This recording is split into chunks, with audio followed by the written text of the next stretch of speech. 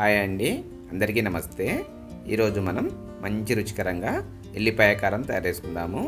ఈ ఎల్లిపాయ కారము చపాతీలకు మంచి రుచికరంగా ఉంటుంది. మీరు కూడా మీ ఇంట్లో ఒకసారి తయారు చేసుకొని చూడండి. ఈ ఎల్లిపాయ కారం తయారు చేయాలంటే ఒక మిక్సర్ గ్రైండర్లో ఒక 20 ఎల్లిపాయలను వేసుకొని కొంచెం కచ్చపచ్చగా గ్రైండ్ పట్టుకోవాలి.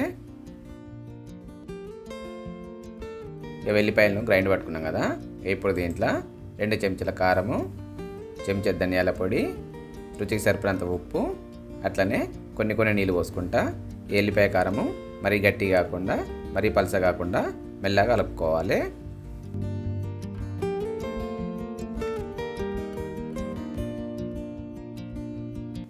నీళ్ళు ఒకటేసారి పోసుకోవద్దు, చూసుకుంటా కలుపుకోవాలి. చూసారు కదా, మనకి ఎల్లిపాయ కారం అట్లా ఉండాలి. ఇక ఇప్పుడు స్టవ్ మీద కడాయి పెట్టుకొని దీంట్లో పావే నూనె పోసుకోవాలి. నూనె కొంచెం వేగినాక పావు చెంచా జీలకర్ర, కొంచెం కరివేపాకు వేసుకొని దూరగా వేగనియాలి.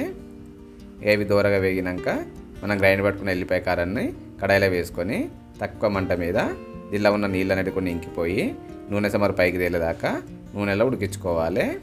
అప్పుడప్పుడు కలుపుకోవాలి, కలుపుకోకుంటే కారం అనేది మాడిపోతుంది. ఇక ఎల్లిపాయ కారం నూనెలో ఉడికి నీళ్ళ పదన ఇంకిపోయి నూనె కొంచెం పైకి తేలినాక ఇప్పుడు దీంట్లో కొంచెం నిమ్మరసం పిండుకోవాలి. నిమ్మరసం పిండుకున్నాక కొంచెం కొత్తిమీర వేసి అన్నిటిని ఒకసారి మంచిగా కలుపుకొని స్టవ్ బంద్ చేసి దించి పక్కకు పెట్టుకోవాలి. ఇంతే, మనకు మంచి రుచికరమైన ఎల్లిపాయ కారం తయారైపోయింది. అప్పటికప్పుడే చపాతీలకి ఏమైనా తయారు చేసుకోవాలనుకున్నప్పుడు ఇట్లా ఎల్లిపాయ కారం తయారు చేసుకోర్రి. ఘాటుగా ఉంటుంది, రుచి కూడా మస్తు మంచిగా ఉంటుంది. మీరు కూడా మీ ఇంట్లో ఒకసారి తయారు చేసుకొని చూడండి.